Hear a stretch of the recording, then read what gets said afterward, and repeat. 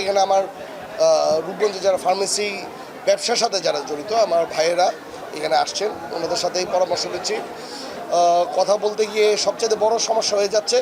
যারা ঘুমের ওষুধটা নিতে চায়, ঘুমের ওষুধটা যারা নিতে চায় প্রেসক্রিপশন ছাড়া তারা নেওয়ার জন্য চেষ্টা করে, না দিলে ওরা মারধর দেওয়ার চেষ্টা করে, হুমকি দেয়। এগুলির কারণে ওনারা দিয়ে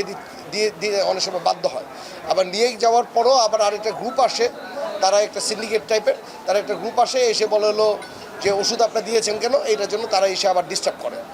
আমরা আজকে ওষুধের ব্যবসায়িক ভাইদের সাথে যে কথা পরামর্শের সাথে যেটা বুঝতে পেরেছি, এটার জন্য ওনারা সবাই আজকে থেকে একটা ডিসিশন নিয়েছে যে রূপগঞ্জে আজকে থেকে কোনো প্রকার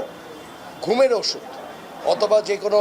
যেটা খেলে আপনার নেশাগত যেই ওষুধটা হয় এই ওষুধ তারা প্রেসক্রিপশন ছাড়া বিক্রি করবে না। আজকে থেকে আমি আশা করব যে আমার ফার্মেসি ভাইয়েরা যারা আছেন এখানে ওনারা আজকে থেকে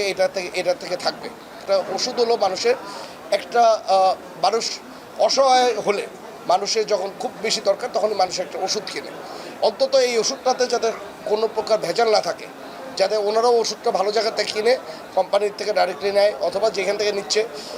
পার্টিকুলারলি গভর্নমেন্টের কোনো যেখান থেকে সঠিক ওষুধটা পাবে